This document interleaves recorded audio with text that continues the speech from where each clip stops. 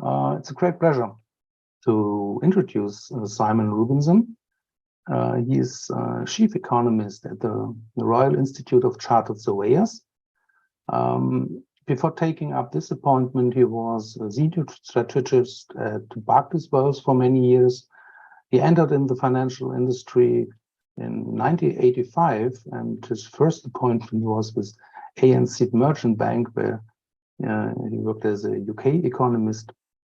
And yeah, it's a great pleasure for us today to have Simon with us. And I'm looking forward to this interesting topic on global economic conditions impacting business valuation and appraisal. With this said, I hand over the micro to you, Simon. Thank you for joining us. Thank you, Wolfgang, and I'm going to just share my screen now, so hold on and I will be with you in 1 second, and then we're hopefully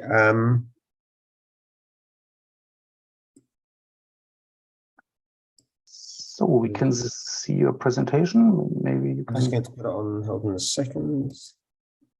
We should be running. Is that good? Perfect. Thank you. Yeah. Good.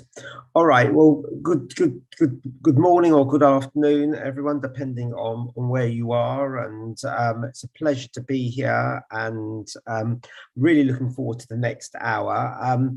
I think that, just to repeat one of the words of introduction, I think these events work best when there is interaction with the audience. And I know, obviously digitally it's somewhat different, but please do feel free to participate using the chat function. And I'm certainly really interested to hear your thoughts as well as any questions. I think it works both ways.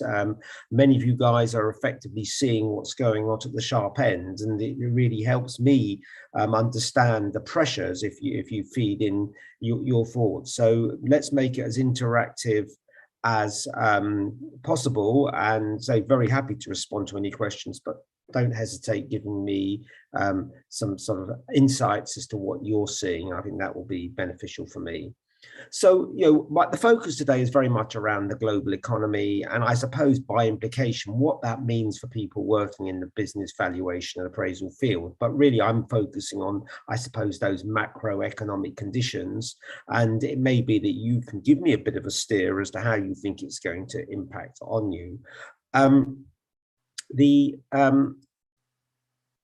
I want to start, really, by focusing on the core of the sort of the current environment. And I don't think we could sort of not touch on the issue of the sort of the energy shock, which has sort of over the last sort of 6 to 8 months begun to seriously impact on the global economy.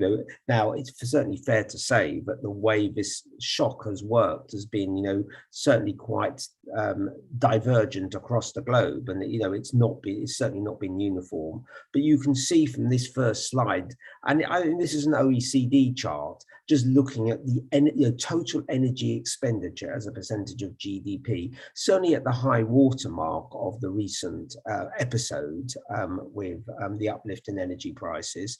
And we're talking about outlays, costs that really do take you all the way back to the 1970s and late 1970s, so early 1980s shock.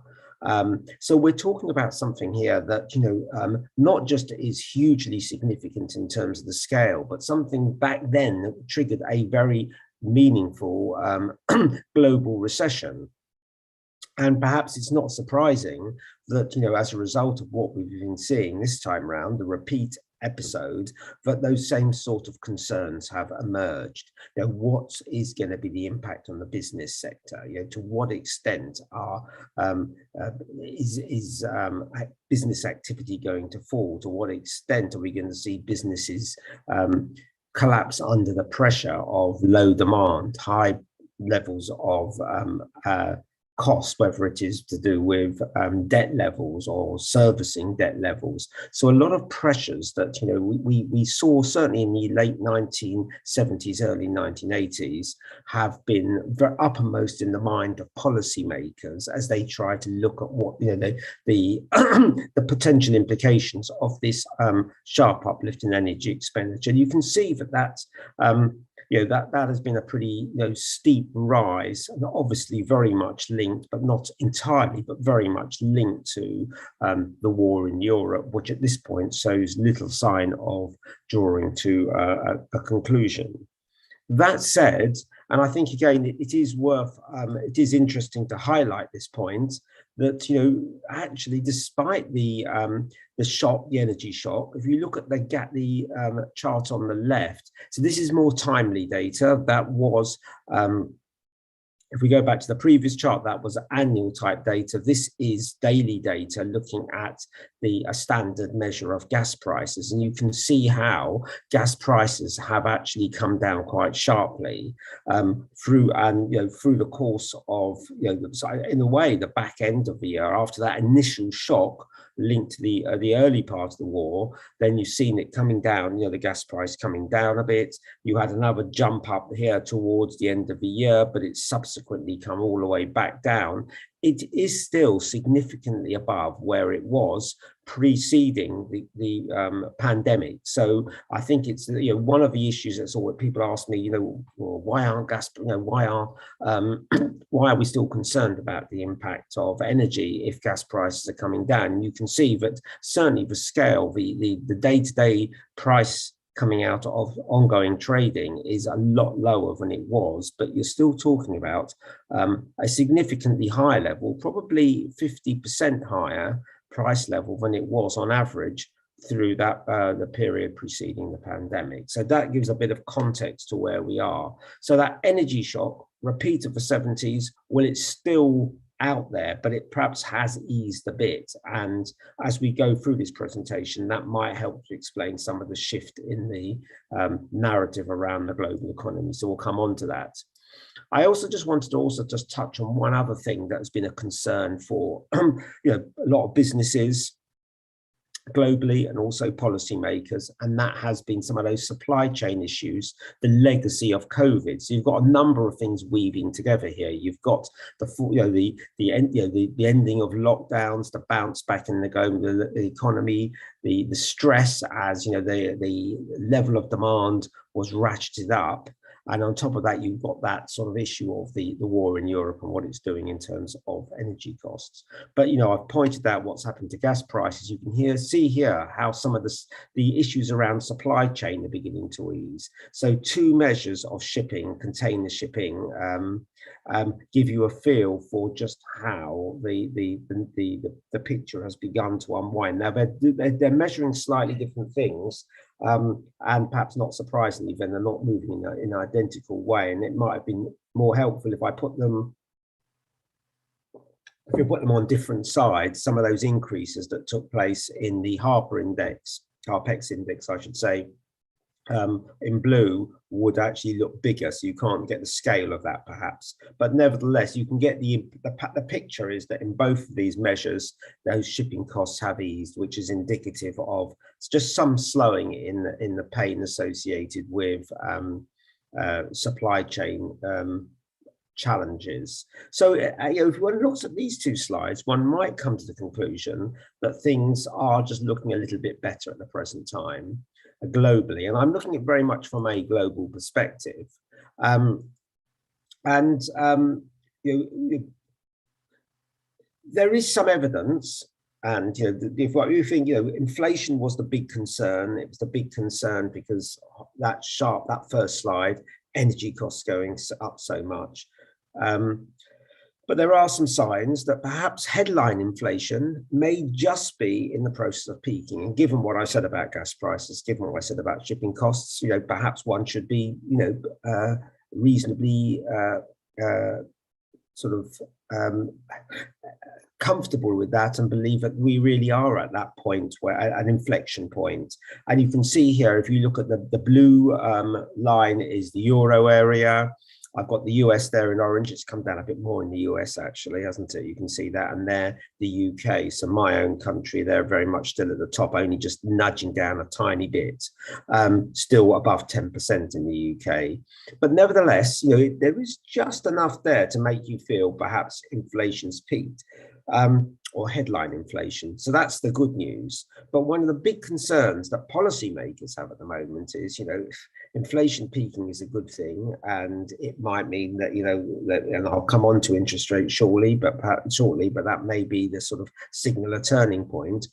But the concern is that, the ongoing cost of living challenges posed by inflation running at high single digits or low double digits is putting a lot of stress on labor markets, where wage bargainers, understandably, in whatever form, whether it is a collective bargaining in some countries or whether it's individual arrangements, corporate arrangement, another, but for various reasons, and there's understandable pressure to try and minimize the squeeze on living standards, and that manifests itself most directly through higher wage arrangements, and higher wage arrangements have the potential to embed higher inflation into some sort of core underlying measure. So it's conceivable that these headline rates, which perhaps reflect the excess, that the high water mark in energy prices, and indeed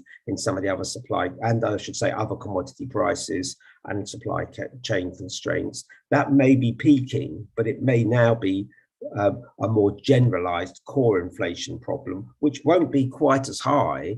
But even if it were, for example, to be 5 or 6%, say, for instance, that would still some way above the sort of targets that most central banks have. I mean, pretty much all the major central banks are looking at a 2% target, and that hasn't changed. There's been no sense that that is going to be relaxed. So the issue here is that a fall in the headline rate may not be sufficient to ease the underlying issues around inflation. So how does that play out? Well, one of the things that I think is interesting as perhaps a pointer to where we are in all of this is consumer inflation expectations amongst households. So that will give us a bit of a feel as to where that core rate of inflation may be settling down, because if that's where households think inflation is going to be when they're looking to try and secure wage rises for themselves, they'll be looking at that sort of number at a very minimum, and they may well be looking at the headline rate. And it's interesting that if you look at these, and I've got those expectations 1 year ahead for the euro area, the US and the UK, and I've gone back to May, so you can get a bit of a perspective on all of this. In the UK, it's perhaps the most noticeable, where by September, the 1 year expectations have pushed up quite strongly towards the 10% area. They've come back a little bit.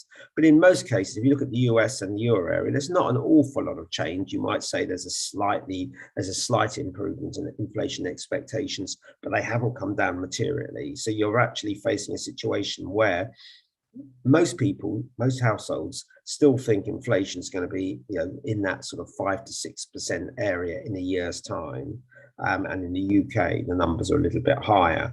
And that's going to be something that, policymakers are very mindful of, because that is the sort of environment in which those inflation can get embedded in the system.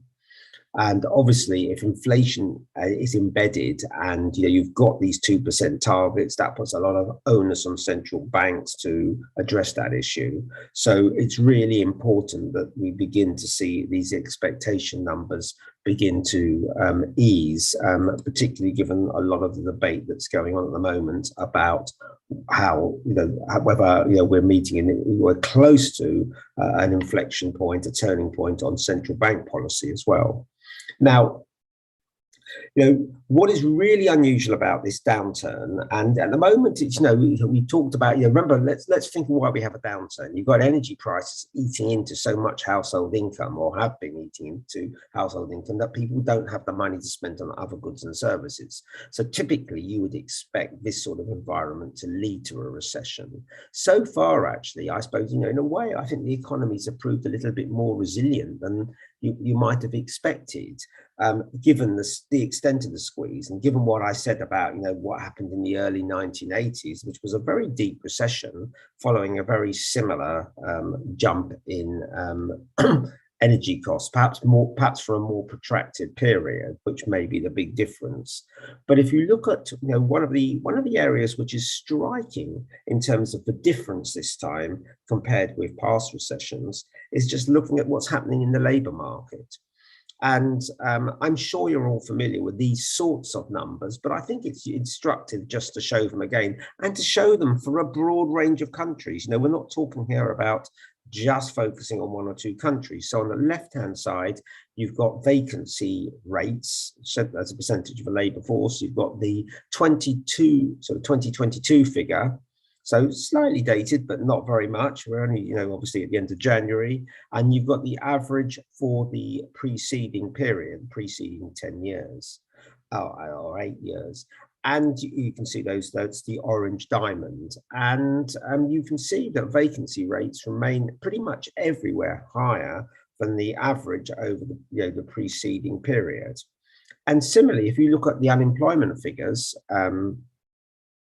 unemployment remains significantly lower than the average over the preceding period. So something odd is going on in the labour market. I would add that we also at RICS run a series of construction surveys around the world, and pretty much in every country, when it comes to construction sector, we're being told that skill shortages are a major issue. We often think in the UK it's to do with Brexit, but actually what strikes me as really interesting is that wherever you look, you're getting very similar responses. It doesn't seem to be something that's country specific. And I think it's just indicative of the pressure on labour markets more generally, pretty much everywhere. Now, I say in this heading for this slide, labour markets are still tight, which is both good and a risk. Now, why do I say that? Well, clearly, and I think Jerome Powell was amongst a number of central bankers who raised this issue early on in the this downturn phase, where he said, in a way, can the artists try and get a soft landing? Can you have a recession or a downturn while maintaining fairly full employment? It's quite unusual, but I mean, in a way, that's sort of quite a good outcome if you can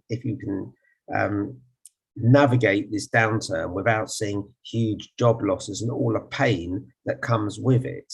But of course, it also presents a risk, because if you think back to the preceding chart, and I was talking about sort of inflation expectations and how important they are in terms of driving, or household inflation expectations and how important they are in driving core inflation, that if labour markets are tight, it gives labour, obviously, in bargaining, whether it is, as I say, at an individual level, at a company level, in terms of sector-wide agreements, whatever it is, it gives labour a stronger hand in the negotiating table. So there's more chance. Now, as I say, that that at one level is that is not necessarily the worst thing, because on the one hand you want to try and navigate a path through which the actual impact on the economy is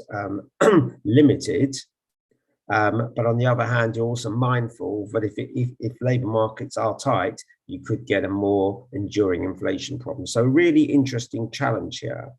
And a two-way pull. And at the moment, we're not really clear which way it will go.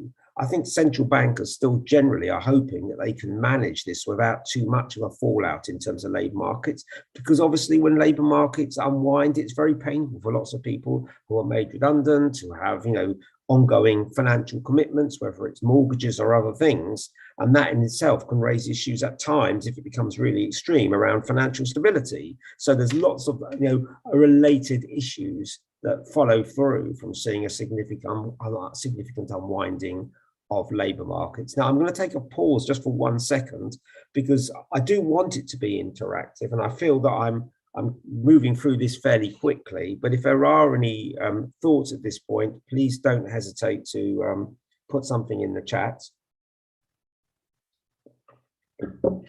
And if not, I will, I will continue, but sorry, I'm just going to. So nothing in the chat, so I will continue for the moment, but so trying to encourage any thoughts. Now, so where are we in terms of the global economy? Because I said, things have been moving on a bit, and we started off fearing, quite a significant downturn. Was it going to be a replay of the early 1980s or not? And recently, if you look at what's happened in financial markets, there's certainly a sense that this isn't going to be quite as bad as was feared. And if you followed events at Davos, you will have seen that the IMF, who were reasonably gloomy in their forecast from autumn of last year, was suggesting that things perhaps aren't panning out in quite the way it envisaged. Tomorrow, they're releasing some updated economic forecasts, and I would expect, the leaks seem to suggest that they will be upgrading their numbers. Now, they will still be talking about a lot of uncertainty and some significant risks. Let's be clear on that.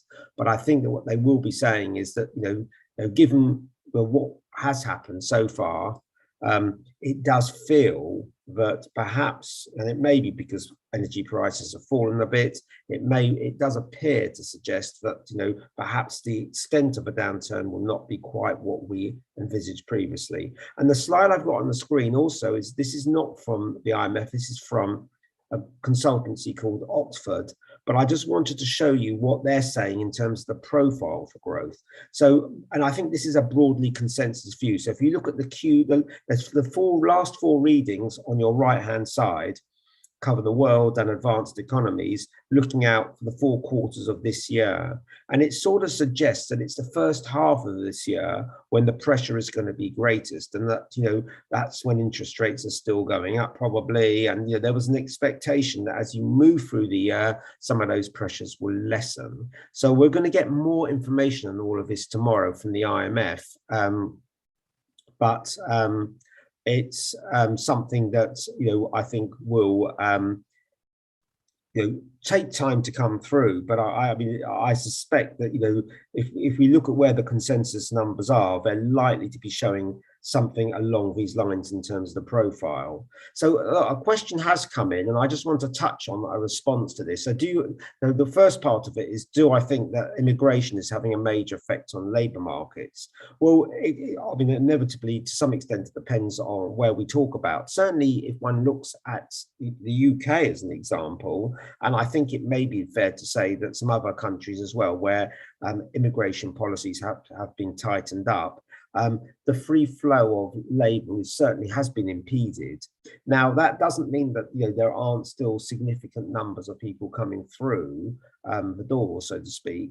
But actually, what we have found is that certainly talking to a lot of the businesses that I talk to, they tell me that the sort of people they were employing previously, they can't find now. So has changed immigration patterns had an effect on labour markets, and a significant effect? I think it has done. Now, it's not the only factor that's having an effect there, and I will touch on another factor later. I think demographics is a big issue. It's a big issue everywhere. And while it's not a new issue everywhere, because we were all aware of these demographic issues 5 years ago, there does seem to have been some lasting impact. And again, it's more in some economies than other. There does appear to be some lasting impact from COVID, the period of COVID, leading to some early retirement, or leading some of those people who were perhaps over the age of what you might consider to be eligibility for some sort of retirement payment to withdraw from the labour market. So I think that there are a number of factors that may be impacting on the labour market, but immigration patterns is certainly one. And a second question is, what would the economic outlook look like if there was another big sharp rise in gas prices by the summer? And I think that, this is one of those risks that the IMF will be talking about in its updated assessment, because there's no doubt that, if energy prices were to start moving up again, that would have a material impact on expectations around the outlook. And even if the hard landing that has characterized these sorts of experiences in the past can still be avoided, if we were to get a second leg to the energy shock, I think it would be likely a little bit more painful, particularly given the starting point of where interest rates already are, and if they were to have to go up materially further. So that's something certainly to be watching for.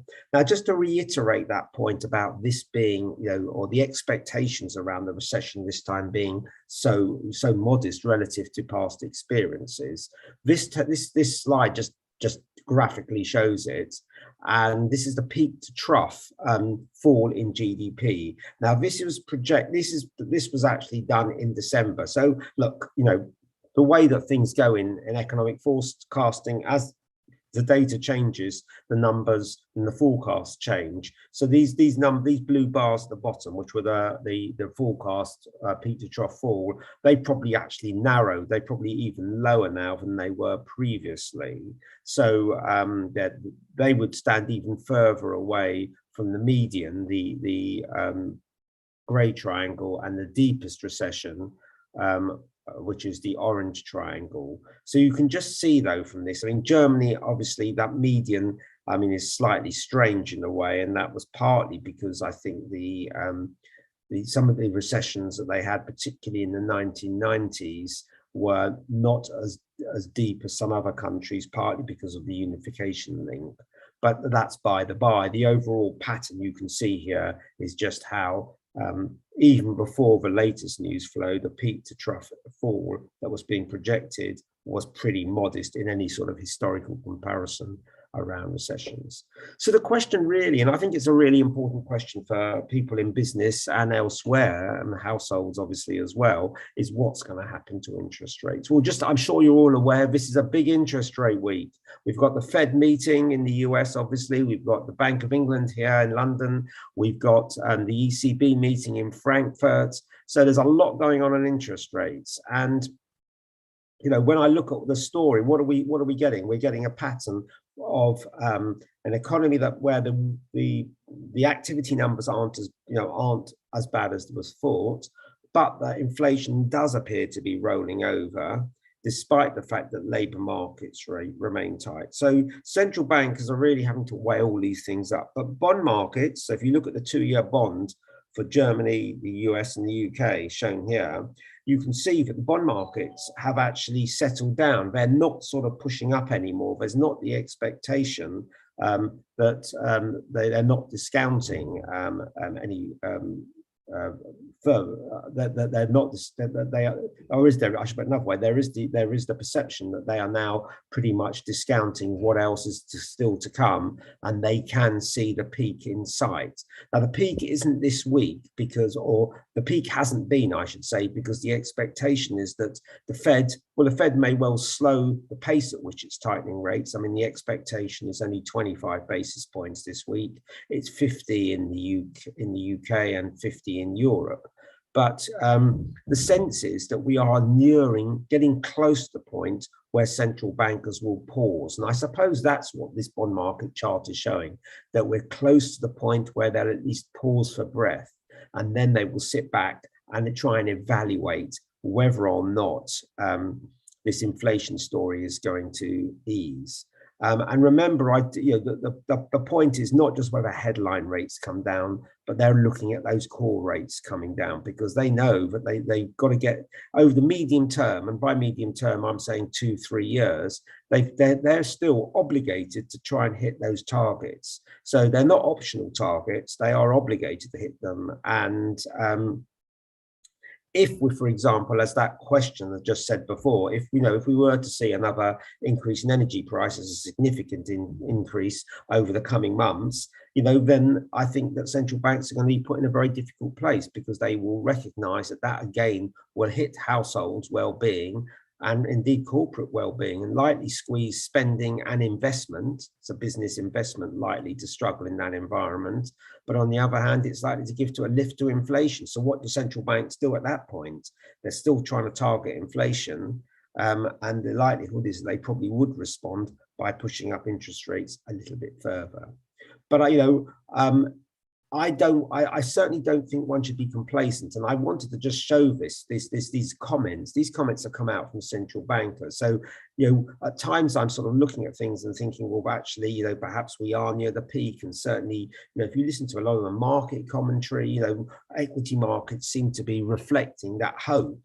But you look at Jerome Powell said restoring price stability when inflation is high might require measures that are not popular in the short term, as we raise interest rates to slow the economy. I think it was just highlighting the challenge that, the risk is that there's more to come, and it may not entirely land well, but it's very difficult if you're trying to hit that inflation target. And Christine Lagarde at the ECB said, something pretty similar, in the sense we're going to stay the course. I mean, our goal is getting inflation back to 2%. And, Hugh Pill, who's the Bank of England's chief economist, said something, not dissimilar. There's no question about what the MPC, that's the Monetary Policy Committee of the Bank of England, is seeking to achieve, or whether it is prepared to take the necessary actions to achieve those goals. So I think there's a very clear message here from central bankers that, that inflation is, they're very much in their eye line. They know they're mandated to hit targets, and markets may sometimes be a little bit too optimistic about near-term outcomes, and can run away with some of that optimism. So I would caution against being too sanguine at this point. I think there's a justification for having a little bit more optimism about the outlook than previously. And as I say, the IMF will at length probably talk about that tomorrow. But I think one's got to be mindful of the risks, the uncertainty, and the fact that central bankers still have a very clear target that they have in mind, and that they know that is very much their goal. Now, I wanted to say a quick word about China at this point, because China has obviously been going through a particularly difficult period, and was such a strong influence, wasn't it, on the global economy? Certainly in the period running up to COVID, and indeed after the global financial crisis, when there was a lot of uncertainty about the outlook. And China was able to be a real driver of demand. Just looking at the latest indicators here, so we've got, say, fixed asset investments in real estate and retail sales. And I picked one of those because I thought the interesting thing about fixed asset investment in real estate is we know that the real estate sector in China has been under a lot of pressure. And I thought so interesting to have a look at that, and then just looking about just household sales as an indication of confidence. And you can see the December readings for both of these are still in negative territory. Now, obviously, it was only in December, but the lockdowns began to be unwound in China. And I think actually it would be premature to expect China to deliver very much for the global economy in the next few months, because you're probably all aware, as I am, from sort of picking up on reports and speaking to people, even if official data doesn't bear it out, there does appear to be a wide spread of infections across the country, some of them with significantly fatal consequences. And the long and short of it is that this is undoubtedly, notwithstanding the Chinese New Year and any positivity that might emanate from that is still having an impact on confidence. So I think it probably will take a few more months before we see the China numbers begin to turn round. But interestingly, forecasters are beginning to say that from perhaps the second quarter onwards, we will see an uplift in the Chinese economy. And a stronger China is going to help support the global economy as we move through this year. notwithstanding some of the issues around the risks I've identified. So not yet, but hopefully soon we'll start to see some better numbers coming out of China with, and I say that hopefully will provide a little bit more underpinning for a gradual pickup in activity, but we may not be there, even China or the broader global economy just yet. So let me just sum that up then. Sorry, I've gone a bit far there, jumped one. So let me just sum up this bit here, and you can see here, inflation may, gradually easing from recent highs, but interest rates aren't heading back to where they were previously. And I think this is an important point. We got very used to very low interest rates over a prolonged period of time. I mean, and I'm not talking simply about the COVID period when obviously the foot was put right down on the accelerator and we had virtually free money. But I'm talking about that whole period post the global financial crisis, and interest rates have been, extraordinarily low on any meaningful historical comparison. So, how, even when we do actually sort of see the turn, it may be that we don't see the unwinding or the easing in policy that, that would enable us to sort of head back to where we were previously. And one might need to think about, what is the neutral rate? What is that equilibrium rate where if you haven't got an inflation problem and you haven't got a recession, central bankers will try and keep interest rates around. Now, I've just pulled a figure out of the air, 3%. That's my best guess. But that's useful because it helps to provide some perspective as to how far interest rates could potentially fall in the absence of a recession. And there was also that other point that, we had this massive amount of quantitative easing following the global financial crisis. We know central banks want to reverse that, so we need to bear that in our mind in terms of the way that we think about this issue. And I'm going to come back to each one of these issues in the second part of the presentation. We've got high levels of public debt, obviously on the back of COVID and energy-related interventions. What's that going to do in terms of the ability of governments to provide fiscal policy stimulus? I want to touch on that. The rising tide of protectionism and what that means for trade flows, and a bit more about China, because China may pick up after what's been a difficult period for that country and that economy, but is it going to assume the same sort of dominant role as was the case before COVID? And will it effectively be the spender of a last resort, which is a phrase, it's quite an interesting phrase that you would always turn to China to underpin to support the global economy. So I've headed this slide, even with the better news. My sense is the global recovery will be subdued, and I think it will be subdued for each of these reasons. So I want to turn to them. I did just get another question, so keep them coming in, please. But this one was about how does increased taxes and user fees affect the forecast? And I think that this is one of those issues that we can touch on as we move through these points here, because clearly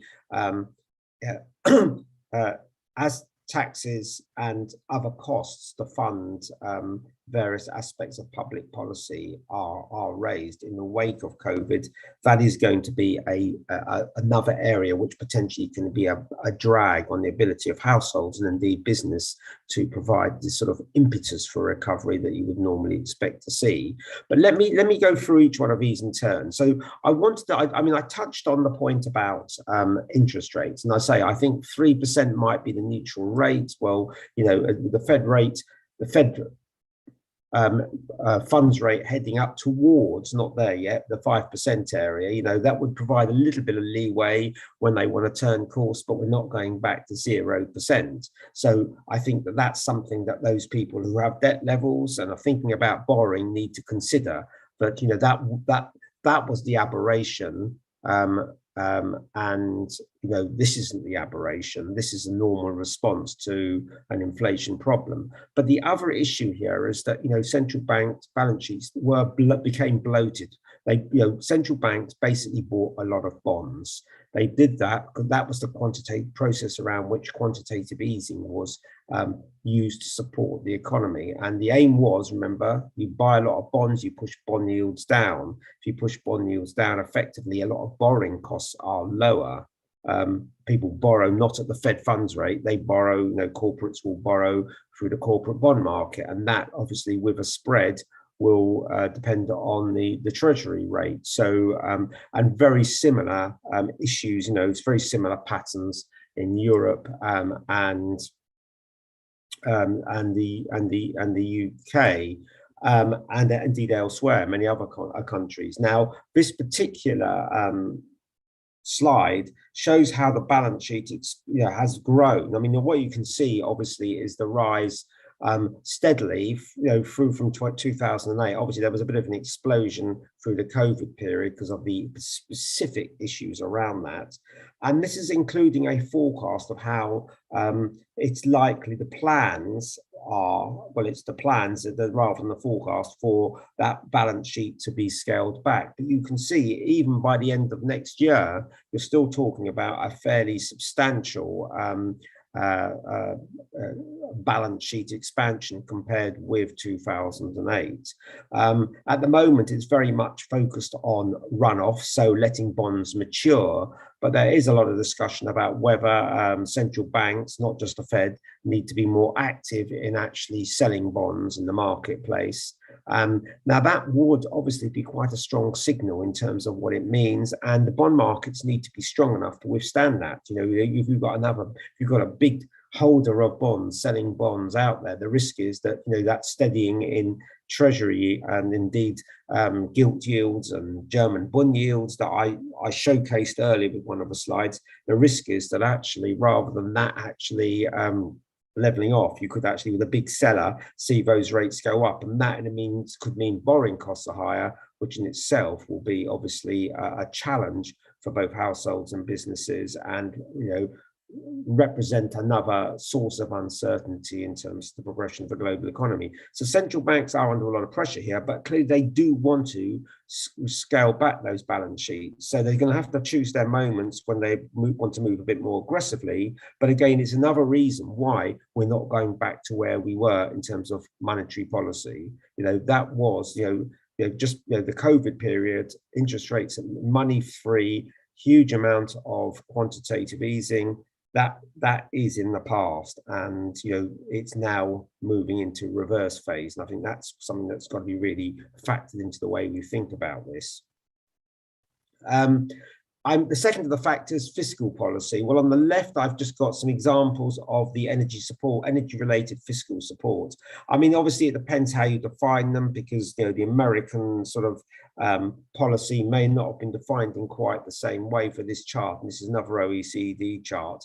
But actually, obviously, through the various measures that have been introduced, it may not have been direct, support, but there's been a huge amount of commitment. And I'm going to come back to some of that on one of the next slides. But I think if one looks at perhaps the chart on the right, which I think is more instructive, what you can see there is the sharp jump in advanced economies' debt to GDP ratio going back to 2007, so just before the financial crisis.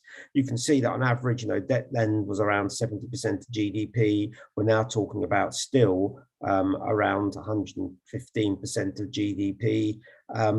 That it is bad enough, you might say, because debt needs to be serviced, it needs to be paid back. But when you think that interest rates now are going up, obviously ongoing debt servicing costs are rising, even if the debt level wasn't as high as it is now. So the ability, if we do see the economy continue to languish for a period of time, the ability, particularly with monetary policy, there's sort of what I've already said about monetary policy, where neutral interest rates are, quantitative tightening, could governments step in and provide fiscal stimulus, fiscal interventions to partly offset that if the knock-on effect of those measures on the global economy is deleterious, is detrimental, then I think the answer to this is, well, they may be able to, but it'll be probably pretty modest, because governments have their own challenges in terms of debt levels, so it's not going to be a big free-for-all in terms of a spending spree going forward. So you've got an environment in which monetary policy is likely to be tighter than it was as a result of in comparison to where it was previously, and fiscal policy, because it has been so lax, partly linked but not exclusively linked to COVID. The scope for further loosening is pretty limited, so that's not going to be a source of a driver for the global economy. Now, one of the other big issues, I mean, if you're trying to find where could stimulus come, where could the drive for global growth come? If it's not going to be monetary policy, particularly, I mean, even if interest rates come down a bit, it's not going to be fiscal policy, particularly. Could it be the trade environment? When we go back to the whole debate about globalization and the impact that's had, and the positive, arguably positive impact. I'm sure there's people on this call that will take issue with it, and there's a big debate about whether or not how we should view globalization with the benefit of sort of some sort of time elapse. It gives us that opportunity to think about it. What's quite clear is that in recent years, the number of sort of impediments to free trade have grown. So if you look at the chart on the left, which shows import restrictions enforced, the blue blocks, and then the share of GDP of G20 imports subject to restrictive measures, you can just see the scale at which these have risen. And it seems, looking at these numbers, there was a particularly sharp rise in the latter part of the last decade. So really, in the wake of sort of the sort of not the immediate aftermath of the GFC, but in the period that followed, and perhaps some of the sort of difficulties around globalization beginning to manifest themselves, perhaps, and they certainly manifest themselves in one way or another politically in many countries around the world. Perhaps this was a manifestation of that political representation. And in another way, you can see it here in the chart on the right, where if you look at sort of, this is a measure of world trade volumes, and it's the change, it's the growth rate in world trade volumes. And I mean, there's a real cyclical, pattern to this. But if you look at that period, let's say 1992 to 2007, so the global financial crisis, I would say, roughly speaking, eyeballing it, the average growth rate was about sort of 5, 6, 7%. If you look at the period sort of from 2012 onwards, I would say the average growth rate is 2 to 3%, so significantly less. So this rise in import restrictions, impediments to trade, seems to have manifested itself in the growth in trade volumes. So it seems less likely that one could turn to perhaps trade as a source, a driver of growth going forward as well. It looks like it's going to be a negative, not necessarily a negative story, but it's not going to be a significantly positive driver. Now, I wanted to raise one other issue on this trade matter, and that is this talk about potential subsidy war, which I'm sure you've seen something about. The Inflation Reduction Act in the US has raised certainly the hackles of some, particularly in Europe, but also in Asia. Arguably, it's going to be a big driver for climate-related investments. But there are fears that the significant subsidies being provided could lead to reaction. I've just got some indications here of the scale of the numbers in terms of those measures. I mean, it remains to be seen how this will play out. But certainly, some leading European policymakers have raised concerns about this. And I think the last thing is probably the global economy needs at the moment is another trade war. And I suppose the thing about a subsidy war is that puts a lot of pressure again on governments' finances. And arguably, they're all competing against each other and not necessarily increasing the size of a pot, particularly, but at significant cost to government. So it's going to be interesting to see how that plays out.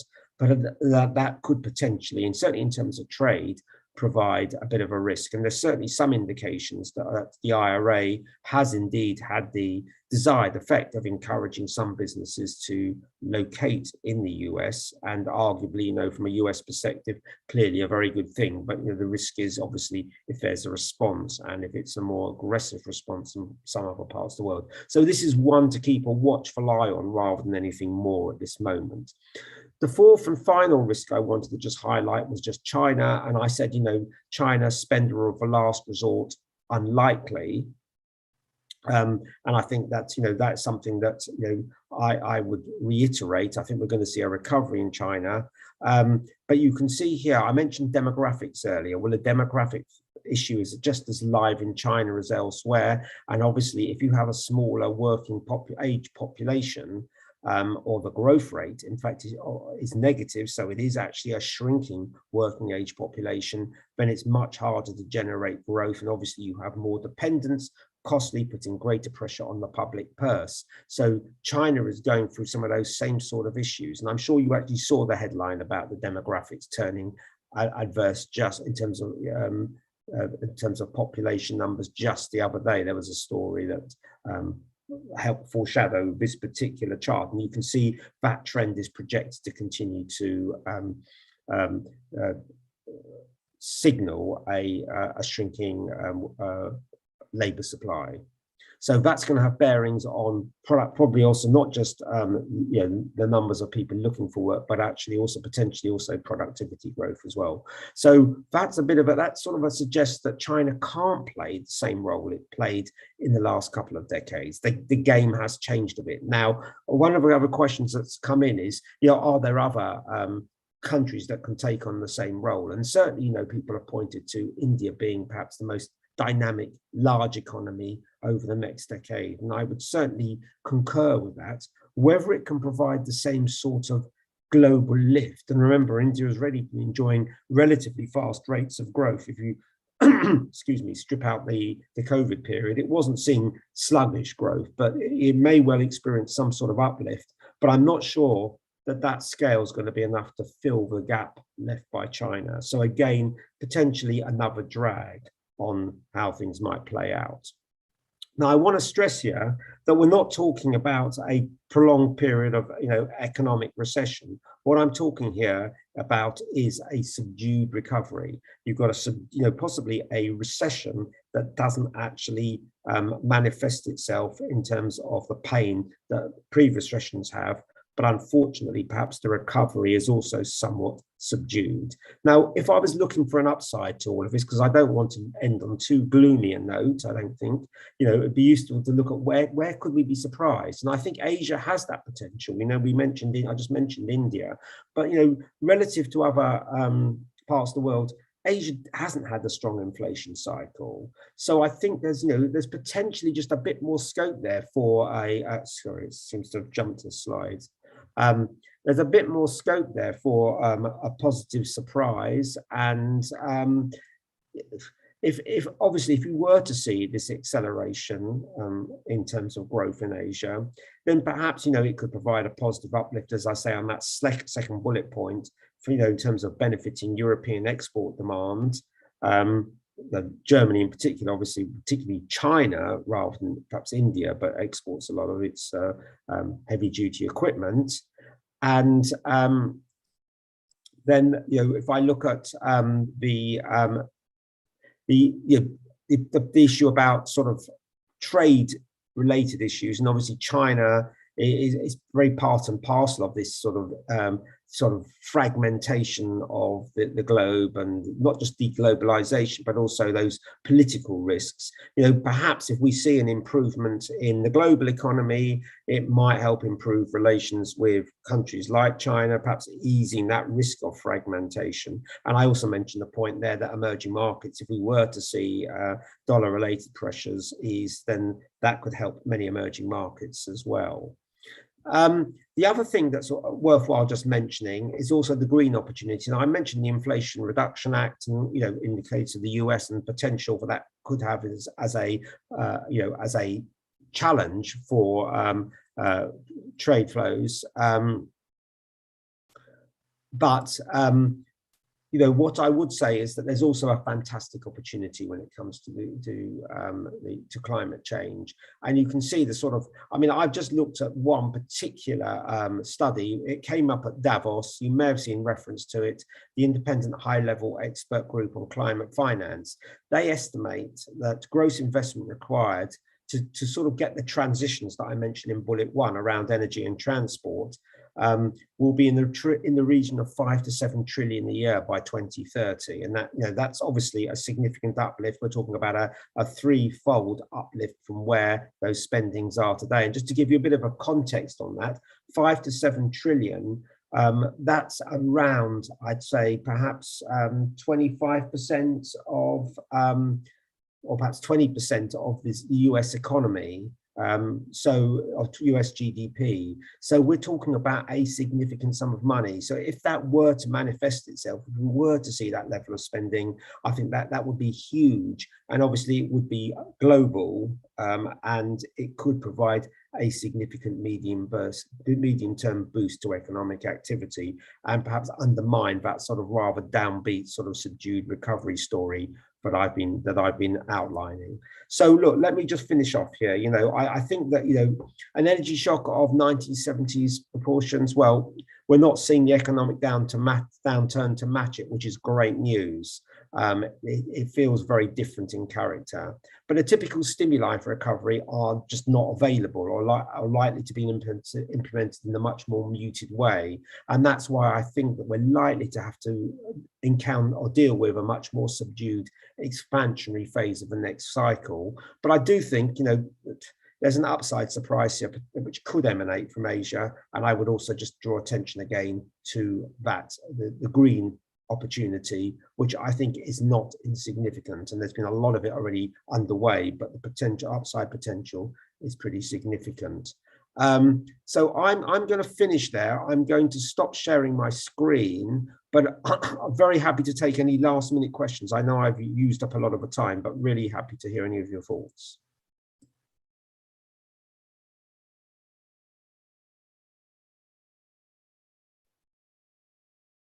Yeah, thank you, Simon, for this fresh and engaged update on macroeconomic indicators. Any questions in the chat? Andrew, do you have a comment, question?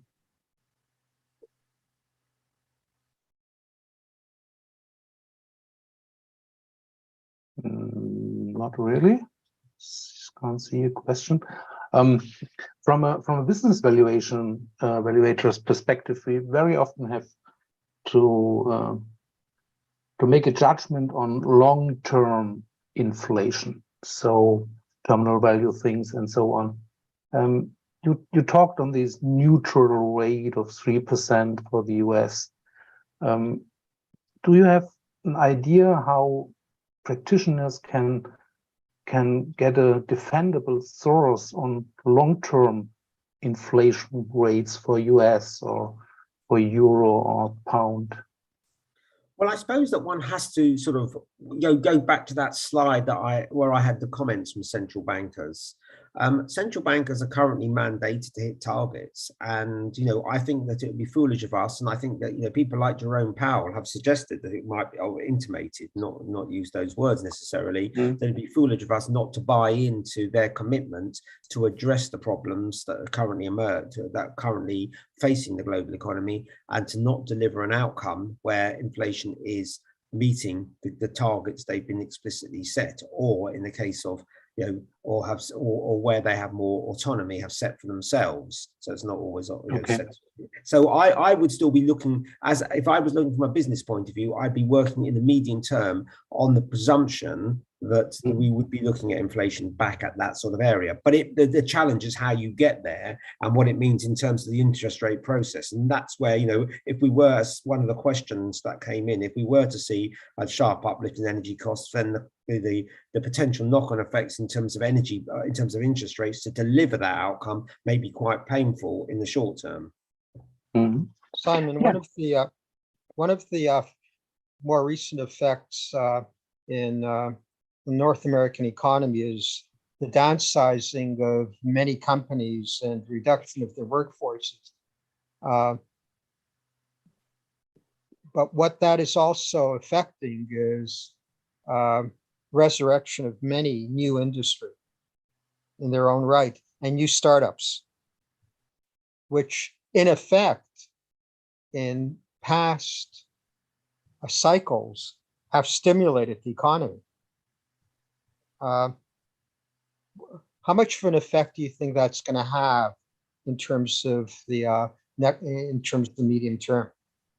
Look, I think that sort of small and medium term type size businesses are often drivers of economic cycles. And if there are a lot of new businesses, new companies being created, that has the potential to be a big driver. I'm wondering, what what is the story that's driving these businesses? Is there a strong enough narrative? Is there something like that sort of whole sort of digital transformation story that will provide the real impetus for growth as it did in the past cycle? Or is it going to be something related to green, but is it going to be strong enough?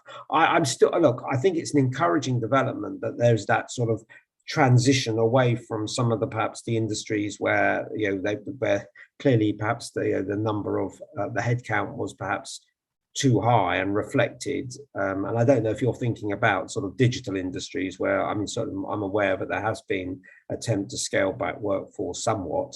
And if that's leading to the creation of lots of small businesses, I mean, clearly that's an encouraging impetus. But I think that these big macro trends are going to be important in influencing just how powerful a recovery can be. So I would take heart from that, and it may mean that those economies, and the US may well be one, and I think many forecasts would put the US in that category of outperformer of advanced economies, may be benefiting from the sort of regeneration of its corporate sector and lots of new businesses being formed. But I think when you look at a background in which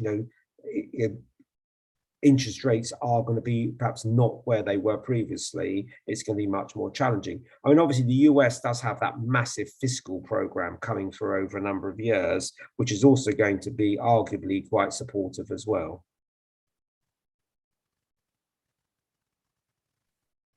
Yeah, thank you, Simon. Yeah, we run a little bit out of time. Thank you, Simon, for this presentation today. Thanks to the audience. On February 20th, we will have our next Around the Valuation World International Show, and we will take a little bit care on the private equity industry. The topic will be buying performance, the impact of multiple arbitrage in buy and build strategies of private equity firms, with Professor Bernhard Schwetzler from Leipzig in Germany. And yeah, take care. Simon, thank you again. And thanks to the audience for joining us today. Thank you. Thank you, Simon. That was excellent. Thank you. I mean, if anybody does want to ask questions, any of the audience, just forward an emails, just forward them through to me. Thank you, Simon. Okay, thank you very much. Thanks. See you guys.